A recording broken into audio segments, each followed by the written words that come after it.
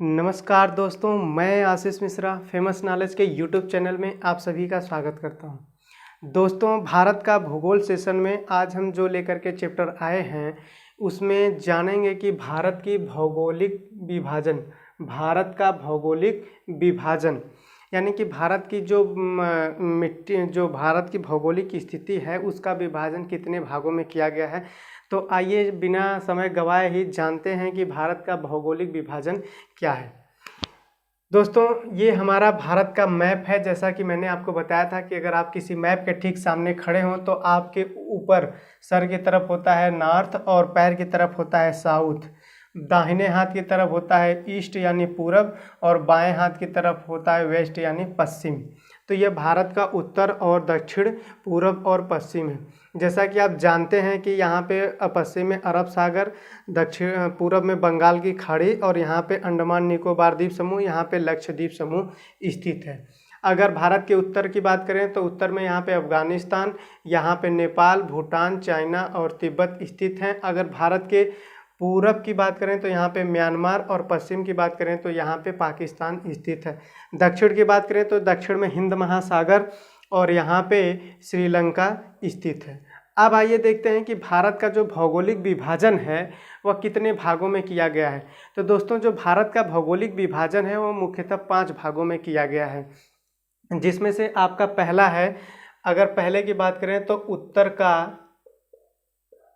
का पर्वतीय प्रदेश। उत्तर का पर्वतीय प्रदेश हमारा पहला भाग है। और दूसरे भाग की बात करें तो मध्य का विशाल मैदान। अगर तीसरे की बात करें तो प्रायद्वीपीय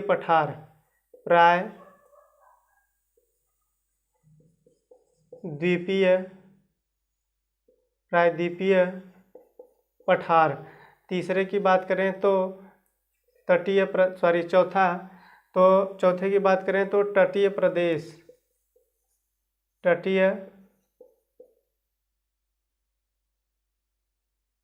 समुद्र तटीय मैदान या तटीय भाग।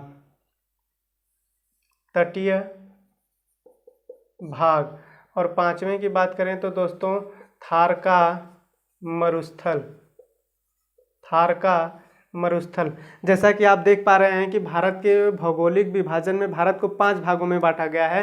पहला है उत्तर का पर्वतीय प्रदेश, दूसरा है मध्य का विशाल मैदान, तीसरा है प्रायद्वीपीय पठार और चौथा है तटीय भाग या समुद्र तटीय मैदान और थार का मरुस्थल। यहाँ पे आप देख सकते हैं सबसे जो ये ऊपर है ये वाला हिस्सा, यहाँ से आप देख सकते हैं ये जो ऐसे हुआ आया है यह तो उत्तर का पर्वतीय प्रदेश है। और ये जो बीच वाला है यह मध्य का विशाल मैदान है और ये प्रायद्वीपीय पठार है और ये समुद्र तटीय प्रदेश है और ये थार का मरुस्थल है। अब दोस्तों आइए जानते हैं कि एक एक के बारे में कि क्या है। तो सबसे पहले आइए जानते हैं कि उत्तर का पर्वतीय प्रदेश क्या है। उत्तर का पर्वतीय प्रदेश, दोस्तों ध्यान दीजिएगा कि जो उत्तर का ये पर्वतीय प्रदेश है इसमें हिमालय आता है। उत्तर के पर्वतीय प्रदेश में पूरा का पूरा आपका हिमालय आता है। तो यहाँ से यहाँ तक के हिमालय है। यहाँ से उत्तर से दक्षिण या पूरब से पश्चिम हिमालय का विभाजन विभिन्न प्रकार से किया गया है। तो सबसे पहले आइए देखते हैं कि उत्तर से दक्षिण जो हिमालय है उसका विभाजन कैसे है। तो उत्तर से दक्षिण अगर हिमालय का विभाजन करते हैं तो सबसे पहले ट्रांस हिमालय आता है, और दूसरे नंबर पे आता है बृहद हिमालय या इसको महान हिमालय भी कहते हैं। दोस्तों ध्यान दीजिएगा, इसको महान हिमालय भी कहते हैं। तीसरा आता है आपका लघु हिमालय या इसको मध्य हिमालय भी बोलते हैं, और चौथा आता है आपका बाह्य हिमालय या इसको शिवालिक भी कहते हैं, ठीक है। तो देखिए दोस्तों, यहाँ पे आपका ये जो है ये तो ट्रांस हिमालय है। इसके बाद ये बृहद हिमालय है पूरा का पूरा यहाँ से। इसके बाद मध्य हिमालय है, लघु हिमालय इसको कहते हैं। इसके बाद तो ये वाली लाइन है, इसको शिवालिक कहते हैं। तो ये हो गया आपका ट्रांस हिमालय, ये हो गया बृहद हिमालय, और ये हो गया मध्य हिमालय, और ये हो गया आपका शिवालिक। शिवालिक की पहाड़ियाँ या बा हिमालय। अब आइए एक एक करके जानते हैं कि ट्रांस हिमालय क्या है। तो दोस्तों अगर ट्रांस हिमालय की बात करें तो यह सबसे उत्तरी हिमालय, हिमालय का सबसे उत्तरी भाग है। कौन सा भाग है? सबसे उत्तरी भाग है। यहाँ पे आप देख सकते हैं कि यह हिमालय का सबसे उत्तरी भाग है। ये ट्रांस हिमालय, ये ट्रांस हिमालय हिमालय का सबसे उत्तरी भाग है। और यह जो बना है ये सबसे पहले बना है, हिमालय से भी पूर्व इसका निर्माण हुआ है। आप कह सकते हैं कि इसका निर्माण हिमालय से पहले है। तो इसमें आप लिख सकते हैं कि यह सबसे क्या है? पुराना है, हिमालय से भी पुराना है। किससे पुराना है? हिमालय से भी पुराना है। अगर दोस्तों बात करें ट्रांस हिमालय में, तो आपका काराकोरम पर्वत श्रेणी, काराकोरम श्रेणी, और दोस्तों जास्कर श्रेणी,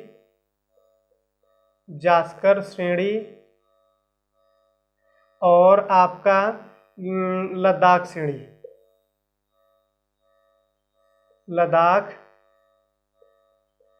श्रेणी जो ट्रांस हिमालय है, इसी ट्रांस हिमालय में आपका काराकोरम श्रेणी, जास्कर श्रेणी और लद्दाख श्रेणी, ये जो तीनों हैं ये पर्वत श्रेणी है। ये तीनों क्या हैं? पर्वत श्रेणी। ये तीनों पर्वत श्रेणी आपका ट्रांस हिमालय में ही हैं, स्थित हैं या पाई जाती हैं, आप कह सकते हैं। तो इसमें ये है। और अगर बात करें कि जो हमारे भारत का सबसे ऊंचा पर्वत श्रेणी है, पर्वत शिखर है, यानी केटू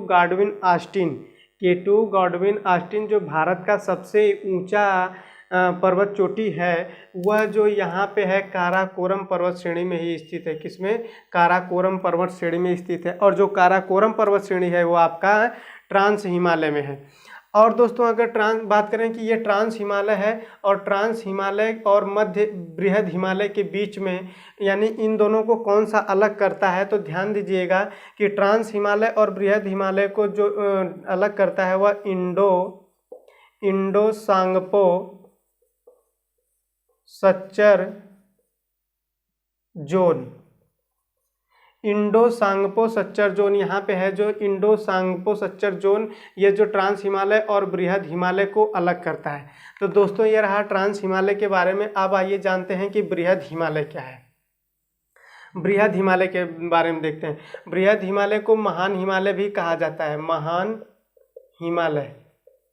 महान हिमालय की बात करते हैं तो जो ये दोस्तों आप देख रहे हैं ये महान हिमालय है, यहाँ से यहाँ तक। तो यह हिमालय की सबसे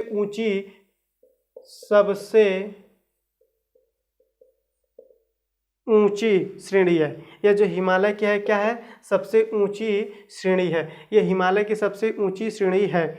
और इसकी औसत ऊंचाई की बात करें अगर इसकी ऊंचाई की बात करें तो इसकी जो ऊंचाई है वह 6000 मीटर है। इसकी जो औसत ऊंचाई है वह 6000 मीटर है। ये जो बृहद हिमालय का है। और इसकी चौड़ाई की बात करें दोस्तों तो यह 120 किलोमीटर से लेकर के 90 किलोमीटर तक स्थित है। ये जो इसकी चौड़ाई, यानी कि यहाँ से यहाँ तक इसकी अगर चौड़ाई की बात करें तो यह 120 किलोमीटर से लेकर के 90 किलोमीटर में फैला हुआ है। यानी कि इधर तो इसकी चौड़ाई ज़्यादा है, जैसे जैसे पूर्वी हिमालय की तरफ बढ़ते हैं तो ये क्या हो जाता है कि पतला सकरा होता जाता है। ठीक है दोस्तों, अब आप जानते हैं कि जो विश्व की सबसे ऊँची पर्वत चोटी है एवरेस्ट जो है इसी बृहद हिमालय में ही स्थित है, जिसकी ऊंचाई 8848 मीटर है। ठीक, 8848 मीटर, 8848 मीटर है। अब दोस्तों अगर बात करें तो इसी पर्वत श्रेणी में, बृहद हिमालय पर्वत श्रेणी में आपका नंदा देवी पर्वत शिखर है, नंदा देवी है, और नंगा पर्वत है, कंचनजंगा है। ये जितना भी है ये इसी हिमालय में स्थित है। ध्यान दीजिएगा कि बृहद हिमालय, ये आपका जो बृहद हिमालय है और ये मध्य हिमालय है। तो मध्य हिमालय और बृहद हिमालय को कौन अलग करता है? तो इन दोनों के बीच में है मेन सेंट्रल थ्रस्ट, जो मेन सेंट्रल थ्रस्ट है दोस्तों, ये आपके बृहद हिमालय और मध्य हिमालय को अलग करता है। मेन थ्रस्ट, इन दोनों के बीच में मेन थ्रस्ट है, जो मेन सेंट्रल थ्रस्ट है, जो ये बृहद हिमालय और मध्य हिमालय को अलग करता है दोस्तों। तो ये आपका हो गया बृहद हिमालय। अब आइए देखते हैं कि बाह्य हिमालय क्या है। अब आइए देखते हैं कि बाह्य हिमालय क्या है। बाह्य हिमालय, अगर दोस्तों बाह्य हिमालय की बात करें तो ध्यान दीजिएगा कि इसको शिवालिक की पहाड़ियाँ भी कहते हैं, या सबसे निचला हिमालय भी कहते हैं इसको। सबसे निचला हिमालय या बाह्य हिमालय कहिए या शिवालिक की पहाड़ियाँ कहिए, सब एक ही बात है। मध्य हिमालय को लघु हिमालय कहिए या मध्य हिमालय कहिए, एक ही बात है। बृहद हिमालय को महान हिमालय कहिए या बृहद हिमालय कहिए या सबसे ऊँचा हिमालय कहिए, तीनों एक ही बात है। तो आइए बाह्य हिमालय की बात करते हैं। तो दोस्तों ये जो बाह्य हिमालय, मध्य हिमालय की बात करते हैं। अभी तो हमने बृहद हिमालय की बात किया था, अब मध्य हिमालय की बात करते हैं। मध्य हिमालय, तो दोस्तों जो ये मध्य हिमालय है, मध्य हिमालय की बात करें तो जो इसकी चौड़ाई है दोस्तों, इसकी चौड़ाई है 80 किलोमीटर। 80 किलोमीटर चौड़ाई में ये यहाँ से यहाँ तक फैला हुआ है। 80 किलोमीटर से लेकर के 100 किलोमीटर तक है लगभग, ठीक, 100 किलोमीटर तक ये फैला हुआ है। और अगर इसकी ऊंचाई की बात करें दोस्तों, तो इसकी ऊंचाई है 3700 मीटर। 3700 मीटर इसकी औसत ऊंचाई है लगभग ये मध्य हिमालय की, ठीक है दोस्तों। अब ये जो आपका मध्य हिमालय है, इसी में आपकी पीर पंजाल श्रेणी पाई जाती है। कौन सी श्रेणी? पीर पंजाल। इसी में आप धौलागिरी, मंसूरी, आप कह सकते हैं मंसूरी, नागटिब्बा और महाभारत की श्रेणियाँ, महाभारत, जो ये दोस्तों ये महाभारत है, पर्वत श्रेणी का नाम है। यानी कि आपके मध्य हिमालय में ही पीर पंजाल, धौलागिरी, मंसूरी, नागटिब्बा और महाभारत की जो श्रेणियां हैं, इसी मध्य हिमालय में ही पाई जाती हैं दोस्तों।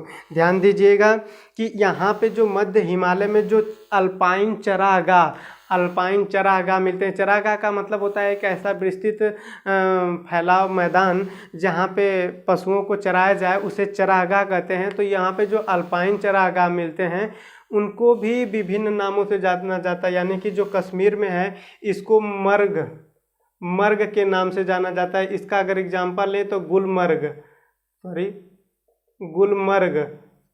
गुलमर्ग जो है यह एक तरह से चरागाह का स्थान का नाम है। अल्पाइन चरागाह इसी मध्य हिमालय के अंतर्गत पाया जाता है। सोनमर्ग भी इसी में आता है दोस्तों, सोनमर्ग। यानी कि इसको यहाँ पे जो कश्मीर में इसको मर्ग के नाम से जो जानते हैं, जबकि इसको उत्तराखंड में बुग्याल कहते हैं।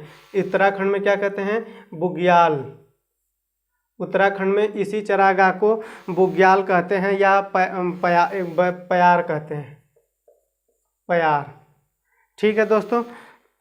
तो ये आपका मध्य हिमालय है। अब आइए देखते हैं कि मध्य हिमालय को और शिवालिक को कौन सा अलग करता है। अब हमने बताया था ट्रांस हिमालय और मध्य हिमालय के ट्रांस हिमालय और बृहद हिमालय के बीच में इंडो सांगपो सच्चर जोन है। बृहद हिमालय और मध्य हिमालय के बीच में मेन सेंट्रल थ्रस्ट है, और मेन मध्य हिमालय और बाह्य हिमालय के बीच में जो है आपका वो है मेन बाउंड्री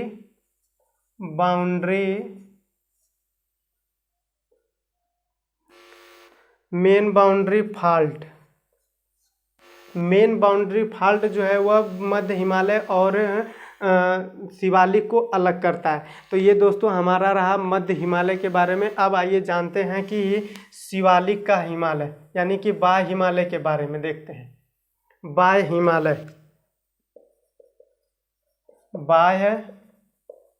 हिमालय बाह्य हिमालय की बात करें तो इसे शिवालिक की पहाड़ियाँ भी कहते हैं और इसे निचला हिमालय या पादगिरी भी बोला जा सकता है। मतलब कि हिमालय का पादगिरी।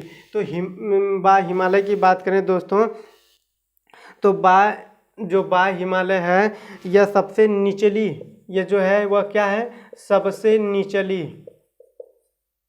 निचली श्रेणी है। जो निचली श्रेणी है सो पर्वत श्रेणी है, जो हिमालय की सबसे निचली श्रेणी को बाह्य हिमालय के नाम से जाना जाता है। और ये सबसे नीचे दक्षिणी श्रेणी है, क्योंकि सबसे उत्तरी श्रेणी जो थी वह ट्रांस हिमालय थी और सबसे दक्षिणी श्रेणी है जो यहाँ पे शिवालिक की पहाड़ियाँ हैं। और ये जो हम पढ़ रहे हैं ये हिमालय का उत्तर से दक्षिण विभाजन पढ़ रहे हैं, उत्तर से दक्षिण विभाजन पढ़ रहे हैं दोस्तों। हिमालय का यह सबसे नवीन है, यह हिमालय का सबसे नवीन पर्वत है। नवीन मतलब अभी भी इसका बहुत पहले नहीं, मतलब बहुत ही जल्द इसका निर्माण हुआ था। यह सबसे नवीन मतलब होता है नया। अगर इसकी चौड़ाई की बात करें तो ये 10 किलोमीटर से लेकर के 50 किलोमीटर के रेंज में फैला हुआ है। और अगर इसकी औसत ऊंचाई की बात करें दोस्तों तो 900 से लेकर के 1200 मीटर तक इसकी औसत ऊंचाई है दोस्तों। ध्यान दीजिएगा कि इसके लघु हिमालय और शिवालिक के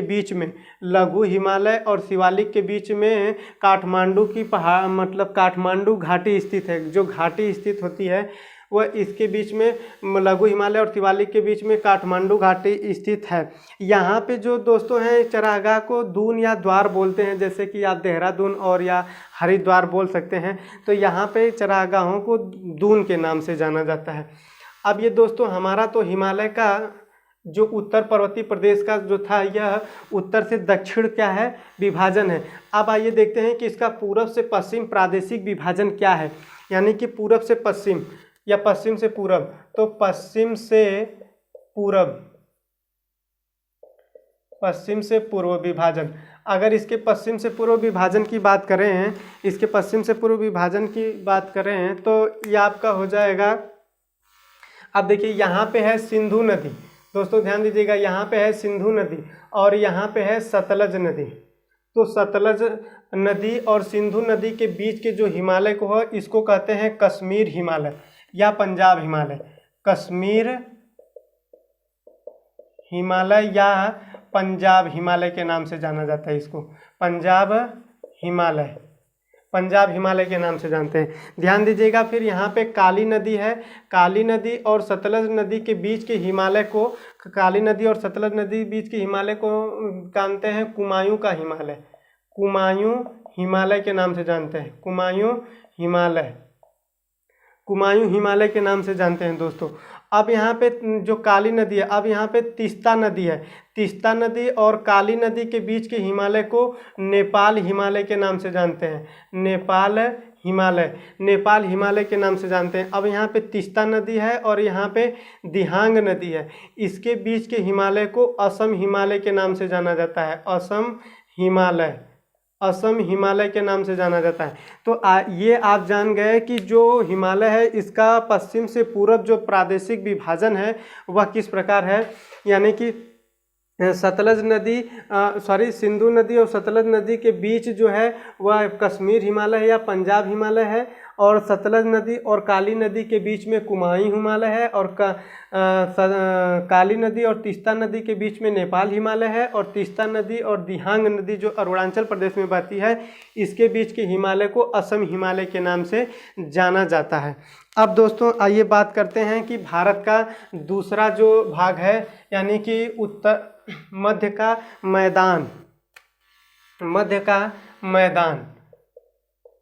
का मैदानी भाग। दोस्तों ध्यान दीजिएगा कि ये जो मध्य का मैदानी भाग है ये काफ़ी फैला हुआ है, ये मध्य का मैदानी भाग। अब अगर इसका विस्तार की बात करें तो ये काफ़ी मतलब कई विभाजन में है, जैसे गंगा का मैदानी भाग, ब्रह्मपुत्र का मैदानी भाग, यमुना का मैदानी भाग, सिंधु का मैदानी भाग, तो काफ़ी लंबा है। तो अगर इसके विस्तार की बात करें तो यह 3200 किलोमीटर के लगभग 3200 किलोमीटर के रेंज में यह फैला हुआ है। और अगर इसकी चौड़ाई की बात करें तो यह 150 किलोमीटर से लेकर के 300 किलोमीटर तक है। 150 किलोमीटर से लेकर के 300 किलोमीटर तक है। और जो ये इसका निर्माण हुआ है, जो मध्य का मैदानी भाग का निर्माण हुआ है, वह जलोढ़ अवसादों से हुआ है। जलोढ़ अवसाद से, किससे? जलोढ़ अवसाद से हुआ है यह मैदानी भाग का निर्माण। ठीक है दोस्तों, अब इसको भी कई भागों में बांटा जा सकता है। इसको पहला तो तराई भाग है, उसके बाद पहला भाभर है, भाभर का प्रदेश, फिर तराई का प्रदेश, उसके बाद बांगर, उसके बाद खादर। अगर मैं आपको बताऊं कि जो भाभर का प्रदेश है, जो भाभर का प्रदेश है, इस मैदानी भाग को भी कई भागों में बांट सकते हैं आप। तो ये भाभर का प्रदेश, दोस्तों ध्यान दीजिएगा कि ये जो शिवालिक के ठीक नीचे ही यहाँ पे भाभर का प्रदेश स्थित है। यह जो है दोस्तों बड़े बड़े कंकड़ पत्थरों और कंकड़ीली ज़मीन से मिलकर के बना हुआ है। इसमें जो है जो नदियाँ हिमालय से आती हैं वो यहाँ पे आने के बाद भूमिगत हो जाती हैं। भूमिगत का मतलब होता है वह भूमि पर नहीं दिखती, उसके अंदर हो जाती हैं, भूमिगत हो जाती हैं। यह है ये। अगर इसके भाभर प्रदेश की चौड़ाई की बात करें तो ये 8 से 6 किलोमीटर के रेंज में फैला है। 8 से 6 किलोमीटर के रेंज में, यहाँ से यहाँ तक का जो ये रेंज है यह 8 से 16 किलोमीटर के रेंज में फैला है। यानी कि इधर तो कम है और इधर बढ़ता गया है, इधर जब जाते समय इधर बढ़ता गया है। 8 से 16 किलोमीटर की चौड़ाई में यह फैला हुआ है। और यह मैंने अभी बताया कि यह कंकड़ पत्थरों से मिलकर के बना हुआ है। अगर इसके दूसरे भाग की बात करें तो तराई प्रदेश है। तराई प्रदेश, इसके जस्ट नीचे ही, भाभर के जस्ट नीचे ही यहाँ पे तराई प्रदेश है। ये जो तराई प्रदेश है दोस्तों, यह पूरी तरह से दलदली भूमि है, क्योंकि यहाँ पे आर्द्रता बहुत ज़्यादा पाई जाती है और वर्षा का भी मात्रा यहाँ पे बहुत ज़्यादा है, वर्षा बहुत ज़्यादा होती है, इसलिए इसका पूरा क्षेत्र दलदली के रूप में मिलता है। तो ये दलदली भूमि है। अगर इसकी चौड़ाई की बात करें तो ये 15 से 30 किलोमीटर चौड़ी है। ये जो ये तराई का बेल्ट है यानी पट्टी है, यहाँ से यहाँ तक ये जो 30 किलोमीटर से लेकर के 15 किलोमीटर चौड़ी है, यहाँ से यहाँ तक फैली हुई है। अगर इसके बाद अगर दोस्तों बात आती है, अगला पार्ट इसका है तो बांगर है। बांगर प्रदेश, जो ये बांगर प्रदेश है दोस्तों, ये बांगर प्रदेश ठीक इसी के ठीक नीचे है और भी चारों तरफ है। बांगर किसे कहते हैं? बांगर भी एक पुरानी जलोढ़ मिट्टी से निर्मित जो मतलब भूमि होती है, उसी को बांगर कहते हैं। जैसे मान लीजिए कि ये नदी है, इस नदी के ऊपर तक या इस साइड तक जहाँ तक बाढ़ का पानी नहीं पहुँच पाता, उस मिट्टी को बांगर मिट्टी कहते हैं। यानी इसे पुरानी जलोढ़ मिट्टी भी बोल सकते हैं, क्योंकि ये पुरानी जलोढ़ मिट्टी और अवसादों से मिलकर के बना होता है। तो यह नदियों का पानी, बाढ़ का पानी जहाँ तक नहीं पहुँच पाता, उस मिट्टी को बांगर कहते हैं। और अगला इसी का है कि खादर। जो खादर है यह नवीन जलोढ़ मिट्टी से बना होता है। जैसे मान लीजिए कि आप नदी में बाढ़ आया, जैसे आप देखते हैं कि गंगा नदी की चौड़ाई बहुत ज़्यादा है और गंगा नदी में जब बाढ़ आता है तो पूरी तरह से वो भर जाता है और आगे भी फैल जाता है, यहाँ तक ऐसे फैल जाता है। तो जहाँ तक बाढ़ का पानी जाता है वह अपने द्वारा अवसाद वहाँ पे जमा कर देता है। तो जो अवसादों से जो मिट्टी निर्मित होती है उसी को खादर कहते हैं। वह नवीन जलोढ़ मिट्टी होती है और बहुत ही उपजाऊ होती है, इसलिए यह खादर के नाम से जानी जाती है। ठीक है दोस्तों, अब आइए अब बात करते हैं तीसरे भाग की, भारत के तीसरे भाग की, तो पठारी भाग की बात करते हैं। ये जो पठारी भाग है, प्राय द्वीपीय पठार। दोस्तों ये जो प्रायद्वीपीय पठार है यह पूरी तरह से गोंडवाना लैंड भूमि से मिलकर के बना है। गोंडवाना भूमि से मिलकर बना है, गोंडवाना भूमि से मिलकर के बना हुआ है। और अगर इसकी आकृति की बात करें, आप देख रहे हैं जैसा कि ये एक तरह से त्रिभुजाकार आकृति में है। कैसे आकृति में है? त्रिभुजाकार आकृति में है, त्रिभुजाकार। यह त्रिभुजाकार आकृति में फैला हुआ है। अगर इसकी ऊंचाई की बात करें दोस्तों तो यह 600 मीटर से लेकर के 900 मीटर, 600 मीटर से 900 मीटर तक इसकी ऊंचाई है। ऊंचाई जो हम नापते हैं दोस्तों वो समुद्र तल से होता है। समुद्र तल से इसकी ऊंचाई 600 मीटर से लेकर के 900 मीटर तक है। इसी में आपका कई छोटे छोटे पठार स्थित हैं, जैसे यहाँ पे बुंदेलखंड का पठार आप देख सकते हैं, यहाँ पे बघेलखंड का पठार देख सकते हैं आप, यहाँ पे कर्नाटक का पठार है, यहाँ पे तेलंगाना का पठार है, इधर अरावली की पर्वत श्रेणियाँ, राजमहल की पहाड़ियाँ सा, ये सब इसी में आपका मिलता है। तो ये प्रायद्वीपीय पठार हो गया। अब आइए तटीय समुद्र तटीय प्रदेश देखते हैं। तो ये हमारा हो गया समुद्र तटीय प्रदेश। दोस्तों समुद्र तटीय प्रदेश को भी दो भागों में डिवाइड कर सकते हैं, इधर पे पश्चिमी समुद्र तटीय प्रदेश और पूर्वी समुद्र तटीय प्रदेश। अगर पश्चिमी समुद्र तटीय प्रदेश की बात करें आपको दोस्तों, ये हमारा भारत का निचला तटीय प्रदेश है। यहाँ पे समुद्र तटीय प्रदेश अगर देखते हैं तो ये हो गया पूर्वीय समुद्र तटीय प्रदेश और ये हो गया पश्चिमी समुद्र तटीय प्रदेश। ठीक है, अब इधर तो कुल मिलाकर के 5 राज्य स्थित हैं और इधर हैं 4 राज्य। पूर्वी तट पे तो 4 राज्य, पश्चिमी तट पे 5 राज्य हैं। ठीक है, यहाँ पे आपका ये ऐसे पड़ता है गुजरात, इसके बाद ये है ये महाराष्ट्र, यहाँ पे गोवा और यहाँ से ये कट के आता है कर्नाटक और ये है केरल, तमिलनाडु, ये है आपका आंध्र प्रदेश, इधर उड़ीसा और ये पश्चिम बंगाल। ठीक है, अगर 1 नंबर पे लें तो ये गुजरात, ये हो गया महाराष्ट्र, ये हो गया 3 नंबर पे गोवा और ये कर्नाटक और ये केरल और ये 6 नंबर पे तमिलनाडु, 7 नंबर पे आंध्र प्रदेश, 8 पे उड़ीसा और 9 पे आप कह सकते हैं पश्चिम बंगाल। तो इधर 4 राज्य और इधर 5 राज्य हैं। अब अगर बात करें कि इनके तटों का क्या नाम है तो ध्यान दीजिएगा कि ये गुजरात का जो तट है ये सर्वाधिक लंबा तट है, जिसकी कुल लंबाई 1600 किलोमीटर है। तो इसको तो काकरापार तट कहते हैं, काकरापार तट, ये तट को काकरापार तट कहते हैं। और यहाँ पे जो यहाँ से लेकर के यहाँ गोवा तक का ये जो तट है इसको कहते हैं दोस्तों कोंकण तट, कोंकण तट। और यहाँ पे गोवा से लेकर के न्यू मंगलौर तक, कर्नाटक के न्यू मंगलौर तक का जो तट है इसको कहते हैं केनरा तट, केनरा तट, केनरा तट कहिए या इसको कन्नड़ तट के भी नाम से जानते हैं, कन्नड़ तट, कन्नड़ तट या केनरा तट कहते हैं। और अगर यहाँ पे पूरा ये केरल का पूरा तट है जो यह मालाबार तट के नाम से जाना जाता है, मालाबार, मालाबार तट। अब यहाँ पे कन्याकुमारी से लेकर के पूरा कृष्णा डेल्टा तक, कहाँ तक, कृष्णा डेल्टा तक, कृष्णा डेल्टा तक, डेल्टा तक इसको कहते हैं कोरोमंडल तट, कोरोमंडल तट, ये कोरोमंडल तट है। और कृष्णा डेल्टा से लेकर के गोदावरी डेल्टा तक, गोदावरी डेल्टा तक, गोदावरी डेल्टा तक के मंडल को, यहाँ के यहाँ तक के मंडल को गोलकुंडा तट कहते हैं, गोलकुंडा तट या इसको गोलकुंडा तट कहते हैं। अब अगर गोदावरी कृष्णा से गोदावरी डेल्टा से ऊपर की बात करें तो ये उत्तरी सरकार के नाम से जाना जाता है, उत्तरी सरकार। ध्यान दीजिएगा दोस्तों, ये हमारा तट है, यानी कि पश्चिमी जो समुद्र तटीय प्रदेश है उसमें 2 पार्ट हैं, पश्चिमी समुद्र तटीय प्रदेश और पूर्वी समुद्र तटीय प्रदेश। इधर है पश्चिमी घाट, इधर है पूर्वी घाट। तो पश्चिमी तट पे 5 राज्य हैं, पूर्वी तट पे 4 राज्य हैं। यहाँ गुजरात के तट को काकरापार तट या कांडला तट भी कहते हैं, ध्यान दीजिएगा। मुंबई से गोवा तक के तट को कोंकण तट कहते हैं और गोवा से लेकर के न्यू मंगलौर तट को केनरा तट या कन्नड़ तट के नाम से जाना जाता है और केरल के तट को मालाबार तट के नाम से जाना जाता है।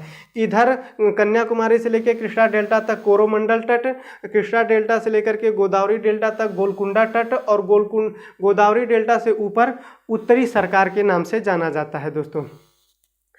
इसमें अगर इनके महत्व की बात इधर देखते हैं तो इधर अगर जितने भी झील पाई जाती हैं पश्चिमी तट पे इसको पश्च जल झील कहते हैं, जैसे आपका पेरियार जल झील हो गया केरल में। और अगर इधर जितनी झीलें पाई जाती हैं इधर लैगून झीलें पाई जाती हैं। लैगून झीलें यानी कि जो समुद्र में ज्वार भाटा आता है उसके द्वारा जो पानी आकर के इसमें भर जाता है उसे लैगून झील कहते हैं। तो दोस्तों ये आपका प्रायद्वीप समुद्र तटीय प्रदेश रहा। अब थार के मरुस्थल के बारे में आप जानते हैं कि थार का मरुस्थल हमारे भारत में राजस्थान और पंजाब में फैला हुआ है। राजस्थान, पंजाब और हरियाणा में मिला करके फैला हुआ है। यह वैसे तो पाकिस्तान तक गया है, लेकिन हम भारत की बात करें तो भारत में यहाँ तक ये फैला हुआ है। इसी में अरावली पर्वत श्रेणी है आपकी। यहाँ पे मरुस्थलीय वर्षा यहाँ पे बहुत कम होती है, यानी कि 9 सेंटीमीटर से भी कम, लगभग 9 सेंटीमीटर यहाँ पे वर्षा होती है। यहाँ पे केवल कटीली झाड़ियाँ और पाई जाती हैं। अगर जानवरों की बात करें यहाँ पे तो छिपकली, जो कीड़े मकोड़े छोटे हैं, सांप, ये सब जो सरीसृप वर्ग के जितने भी मतलब हैं जानवर, वो यहाँ पे पाए जाते हैं। तो दोस्तों उम्मीद करता हूँ कि ये आपको भारत का भौतिक विभाजन अच्छे से समझ में आया होगा। फिर मिलेंगे नेक्स्ट वीडियो में, तब तक के लिए नमस्कार, जय हिंद।